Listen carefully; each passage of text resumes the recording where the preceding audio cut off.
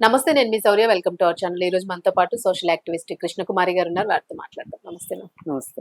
మేము శివాజీ గారి మాటలు మీరు కూడా విన్నారు. అసలు అంటే ఆయన మాట్లాడిన మాటల్లోని ఆ పదాలు మీకు కూడా తెలుసు. దాన్ని ఎలా తీసుకోవచ్చు మనము? అంటే కరెక్టే అంటారా? అసలు మాట్లాడిన విధానం అసలు ఇంకొకలాగా కూడా చెప్పొచ్చు. బట్ సోషల్ మీడియాలో అయితే మాత్రం ఖచ్చితంగా ఇది ఖండిస్తున్నాము అండ్ సారీ చెప్పాల్సిందే అని చెప్పేసి ఫాలోవర్స్ అంటూ ఉంటారు. యాజ్ ఏ విమన్ గా అండ్ సోషల్ యాక్టివిస్ట్ గాను మీరేం చెప్తారు దీనికి?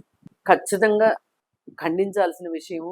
అలాగే శివాజీ బయటకు వచ్చి మాట్లాడాల్సిన బాధ్యత కూడా అతనికి ఉంది. అతను ఏదైతే హక్కు ఉంది అని మాట్లాడాడో, హక్కులే కాదు మనుషులకి బాధ్యతలు కూడా ఉంటాయి. ఆ బాధ్యత చాలా ఒక్కొక్కసారి చాలా బరువుగా కూడా ఉంటది. తీసుకోగలగాలి. ఎందుకంటే నువ్వు మాట్లాడేటప్పుడు రెండో వాళ్ళు మాట్లాడింది కూడా వినాల్సిన అవసరం కూడా నీకు ఉంటది.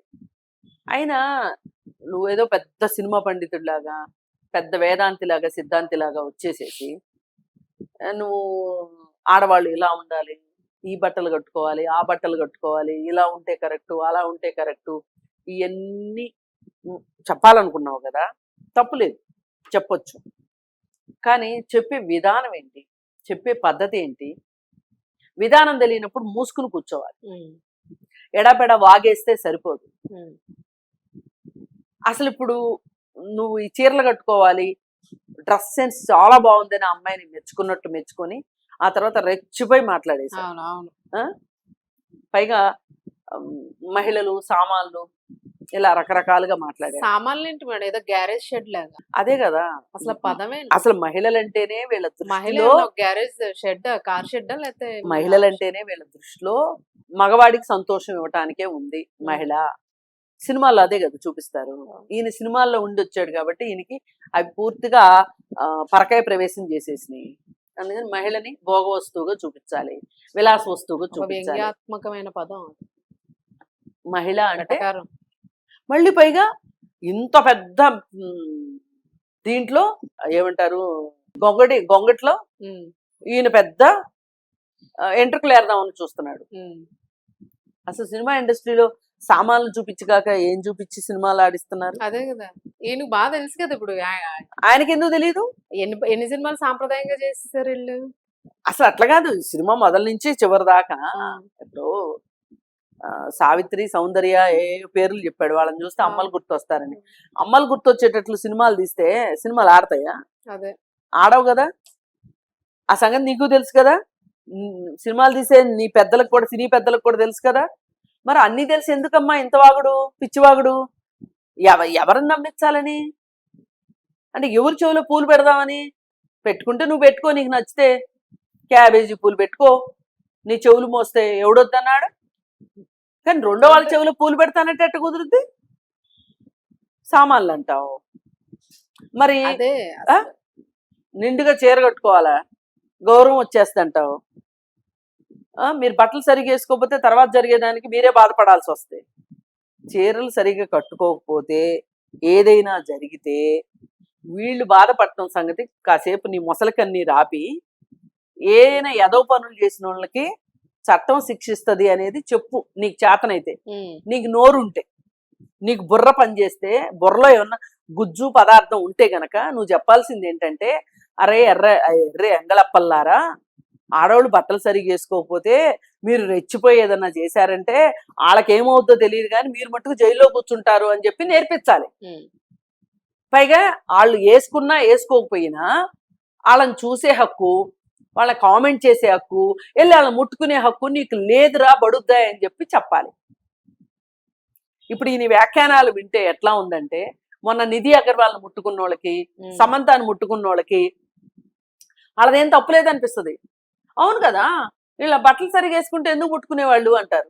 అవును, బట్టలు సరిగా వేసుకున్నా వేసుకోపోయినా ముట్టుకునే హక్కు నీకు లేదు. సొంత పెళ్ళానికి కూడా ఇష్టం లేకుండా ముట్టుకునే హక్కు మొగుడికి లేదు.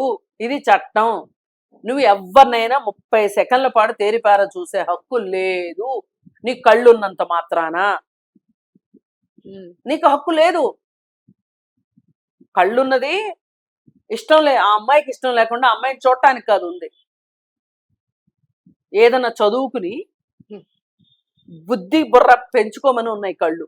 చెప్పే విధానం ఉంటది మేడం. అసలు ఒకటమ్మా, నీకు అంత చెప్పాలి అనే ఒబలాట ఉంటే ఫస్ట్ వెళ్ళి సినిమా వాళ్ళకి చెప్పు.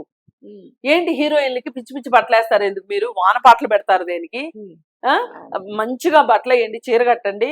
ఆ హీరోయిన్ చూస్తే మీ తల్లో మీ చెల్లో గుర్తొచ్చేటట్లుగా, మీ చెల్లికి అయితే ఇట్టాగే బట్టలు కడతారా అని చెప్పి సినిమా వాళ్ళకి చెప్పు.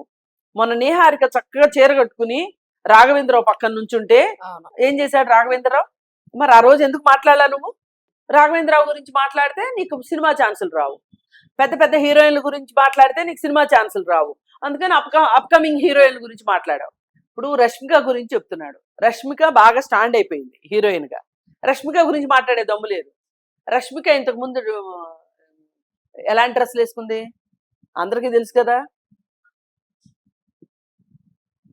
మరి ఏం మాట్లాడతావు? రష్మిక గురించి మాట్లాడపోయావు ఆ రోజు. ఇప్పుడు మంచిగా స్టాండ్ అయిపోయిన తర్వాత, ఇప్పుడు కాదు అప్పుడు ఎందుకు మాట్లాడలా నువ్వు? ఉమ్, ఆ రోజు నీ నోరేం పడిపోయింది ఆ స్టేట్మెంట్ ఇవ్వడానికి? అసలు నువ్వు మీటూ ఉద్యమం జరిగేటప్పుడు ఎక్కడున్నా? ఉమ్, కాస్టింగ్ కౌచ్ ఉన్నప్పుడు ఏం మాట్లాడావు? ఇది ఎవడన్నా బయటోడు మాట్లాడి ఉంటే, తెలిసి తెలియనోడు మాట్లాడితే ఫోన్లో తెలిసి తెలియనోడు మాట్లాడాడు అనుకోవచ్చు.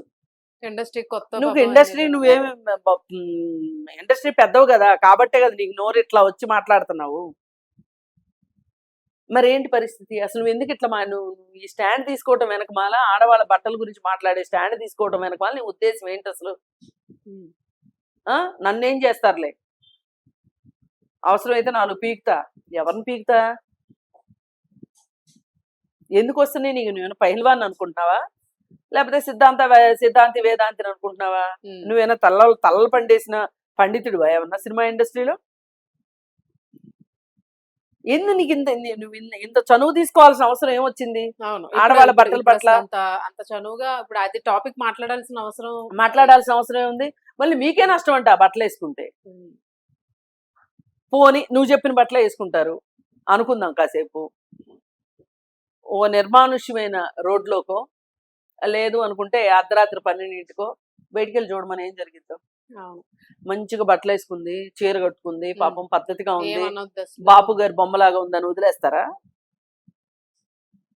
నువ్వు మాట్లాడాల్సింది రాత్రి కాదు, పగలు కాదు, బట్టలు సరిగా వేసుకున్నారా వేసుకోలేదా కాదు, వాళ్ళని చూసే దృష్టికోణం నువ్వు మార్చుకోవాలి అని నువ్వు చెప్పగలగాలి నీకు చేతనైతే. అవును. ఎందుకంటే నీ దగ్గర నుంచి అట్లంట్లా ఆశిస్తాంలే గాని అసలు నిజంగా చెప్పాలనుకుంటే అది చెప్పాలి. అవును. అంతేగాని ఇలా వంకర బుద్ధితోటి వంకర మాటలు మాట్లాడితే మగ బుద్ధి మాటలు తప్పితే ఏముంది? అవును. ఈవెన్ చిన్మయి కూడా. చిన్మయి ఏంటి, ఆఖరికి మంచు మనోజ్ కూడా ఉమ్, బాగా గట్టిగానే స్టాండ్ తీసుకుని మాట్లాడాడు. ఉమ్, మహిళల జోలికి వెళ్ళే హక్కు గానీ వాళ్ళ బట్టల గురించి మాట్లాడే హక్కు మనకు లేదు అని చెప్పించాడు. అవును. ఏదైనా ఒకటి, చట్టం ఏం చెప్తుందో చట్టం ప్రకారం ఉండు. అవును. నేను చట్టమే చెప్తా, నాకు న్యాయాలు ధర్మాలు పురాణాలు ఇవన్నీ కాదు. నాకు ఈ రోజు ఈ కాలానికి 21వ శతాబ్దంలో మన దేశంలో ఏం చట్టాలు ఉన్నాయి, ఉమ్, చట్టం ప్రకారం ఏం జరుగుతుంది అనేది నాకు ఇంపార్టెంట్. ఎవరికైనా అదే ఇంపార్టెంట్, అవును. శిరోధార్యం. ఎవరికైనా అంతే మరి. ఎవరికైనా అదే శిరోధార్యం. ఇప్పుడు బట్టలను బట్టి వాళ్ళ క్యారెక్టర్ ని డిసైడ్ చేయడానికి నువ్వెవడవి అసలు? అవును. నీ బుర్రలో ఎంత మడ్డి లేకపోతే నువ్వు బట్టలను బట్టి మనుషుల్ని ఎనలైజ్ చేస్తావు, ఈ మనిషి జోలికి వెళ్ళొచ్చా వెళ్ళకూడదా అనుకుంటావు. మరి ఎన్ని సినిమాలు చీరలు కట్టిన సినిమా మాత్రమే ఆయన నువ్వు చేశారు. చేసావా? అసలు ఈ సినిమా ఇండస్ట్రీలో ఎంత కుళ్ళుందో, ఆడవాళ్ళ పట్ల ఎట్లా ప్రవర్తిస్తారో, ఎంత చిత్తకార్తి కుక్కల్లాగా ఉంటారో నీకు తెలీదా? కాదు, కమిట్మెంట్ ఇవ్వని అమ్మాయికి ఉమ్, సినిమా ఇండస్ట్రీ ఎలా విసిరేస్తో నీకు తెలీదా? ఎందుకు మరి మాట్లాడటం? అన్ని తెలిసి ఎందుకు ఇలా మాట్లాడావు శివాజీ నువ్వు? ఉమ్, ఏదైనా ఒకటే, నేనైతే ఒకటే చెప్పదలుచుకున్నాను. చలపతిరావు మాట్లాడినా, ఉమ్, శివాజీ మాట్లాడినా, ఎవరు మాట్లాడినా అనుచితమైన వ్యాఖ్యలు చేయటానికి వీల్లేదు. అవును. పైగా మీలాంటి వాళ్ళు మాట్లాడే మాటల వల్ల నిధి అగర్వాల్ లాంటి వాళ్ళని ముట్టుకోవాలి అనుకునే వాళ్ళకి ఒక ఊతం ఇచ్చిన వాళ్ళు అవుతారు మీరు. ఉమ్, మీ తప్పేం లేదు నాయన, అంత ఎదురు వాళ్ళదే తప్పు.